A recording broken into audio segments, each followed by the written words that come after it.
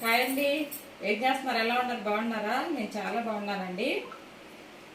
ఈరోజు పకోడీ చేసుకుందాం అండి. ఆనియన్ పకోడీ చాలా బాగుంటుంది.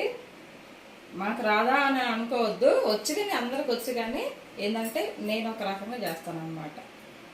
అందరికి వస్తుంది, ప్రతి ఒక్కరికి పకోడీ చేసుకోవటం వచ్చింది, కానీ నేను వేరే విధంగా చేస్తాను. చాలా బాగుంటుందండి. చేసి చూడండి మీరు కూడా ఒకసారి, సరేనా? నేను ఏమేమి వేసుకుంటాను, ఎట్లా చేస్తాను అన్నది. గట్టి పకోడీ అనమాట. ఆనియన్ గట్టి పకోడీ చాలా అంటే చాలా బాగుంటుందండి. ఒకసారి చేసుకొని తిని చూడండి, సరేనా? ఏమేం కావాలో చూపిస్తాను, రండి. ఉల్లిపాయలండి, ఒక 3 పెద్ద ఉల్లిపాయలు తీసుకున్నా.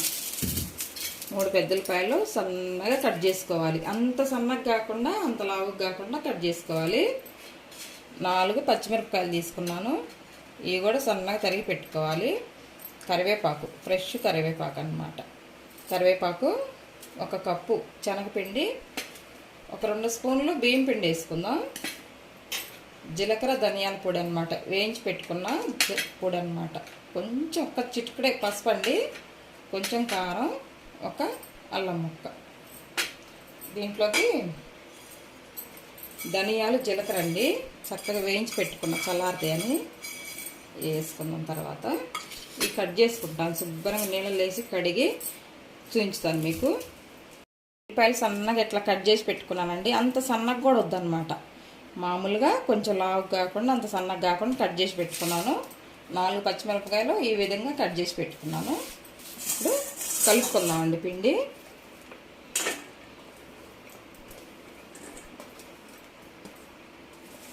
పచ్చిమిరపకాయలు అన్నీ వేసేసుకొని చక్కగా కలుపుకుందాం.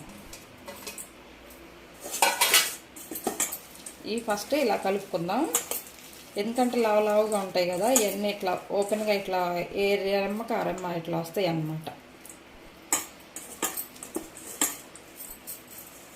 దీంట్లోనూ జీలకర్ర ధనియాల పొడి, కారం కొంచెమే వేసుకోండి, మీకు టేస్ట్ సరిపాను. కొంచెం పసుపు, 1 చిటికెడు. తర్వాత శనగపిండి చూసుకొని వేసుకోండి, 1 కప్పు అంటే కప్పు పట్టదు. 2 స్పూన్లు బియ్యం పిండి,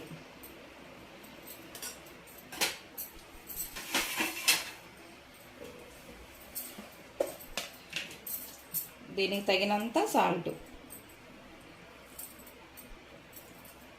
శనగపిండికి ఎక్కువ సాల్ట్ పట్టదండి, చూసి వేసుకోండి.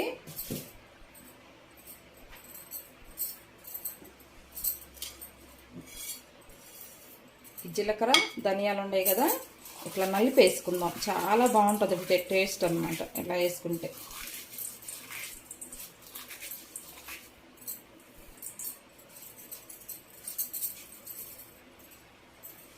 తర్వాత కరివేపాకు,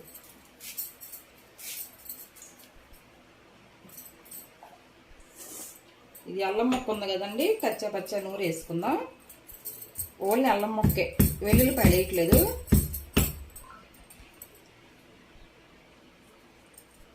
ఇలా వేసుకుందాం,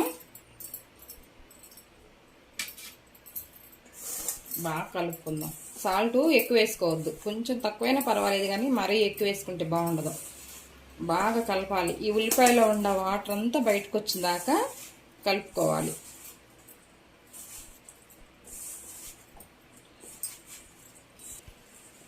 చూడండి, బాగా కలిపేసాను. ఇట్లా పొడి పొడిగా ఉంది కదా, ఉల్లిపాయల వాటర్తోనే ఇలా వచ్చిందనమాట, ముద్దగా. ఈ కొంచెం వాటర్ వేసుకుందాం, ఎక్కువ వద్దు, కొంచెం వేసుకుందాం. ఈ లోపు ఆయిల్ కూడా పొయ్యి మీద పెట్టేశాను.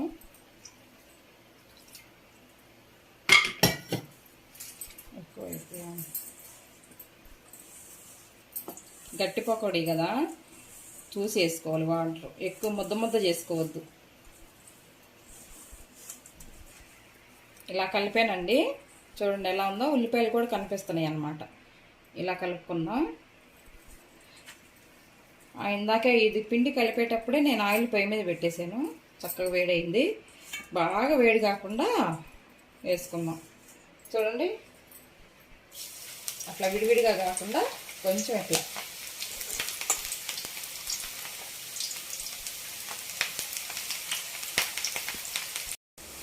చక్కగా ఇలా వేగుతున్నాయండి. ఎక్కువగా నల్లగా మాడబెట్టుకోకుండా ఒక 90% వేగిన తర్వాత తీసుకున్నాం అనుకో, బయటకు వచ్చిన తర్వాత కలర్ మారుతాయి అన్నమాట. మరీ ఎర్రగా వేగిన తర్వాత తీసుకుంటే లేదు, బయట తీసిన తర్వాత మాడిపోతాయి. ఇప్పుడు తీసుకుందాం. చూడండి పకోడీ ఎలా ఉందో, ఆనియన్ పకోడీ. కరివేపాకు కూడా వేయించుకుందాం.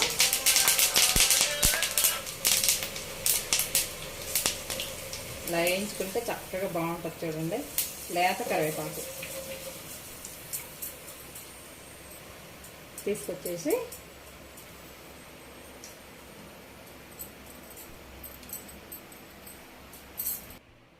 అయిపోయిందండి.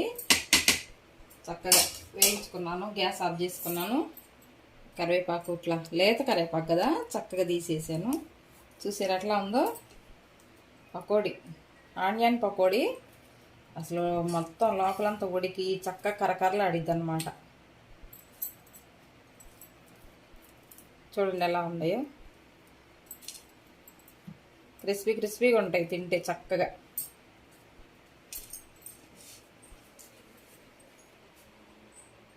చాలా బాగున్నాయండి. ధనియాలు మనం వేయించి బాగా ఇట్లా నలిపేసాం కదా, మంచి స్మెల్ వస్తుంది. పకోడీ చాలా బాగుంది. సాల్ట్ సరిపోయింది. జీడిపప్పు కూడా వేయించి వేసుకున్నాను, పచ్చిమిరపకాయలు వేయించి వేసుకున్నాను. చాలా బాగుందండి పకోడీ. ఒకసారి ఇలా ట్రై చేసి చూడండి మీరు కూడా. మనకు 3 గంటలప్పుడు స్నాక్స్ కింద తినొచ్చు అనమాట. చాలా బాగుందండి. అసలు చిటికలు అయిపోయిందండి, తొందరగా అయిపోయింది. ఉల్లిపాయలు కట్ చేసుకోవడమే లేట్ అనమాట. అది సరేనా? ఈ వీడియో కనుక మీకు నచ్చినట్లయితే లైక్ చేయండి అబ్బా, లైక్ చేయండి, షేర్ చేయండి, సబ్స్క్రైబ్ చేయండి, పక్కనున్న బెల్ గంట కొట్టండి. ఓకేనా? ఉంటానండి, బాయ్.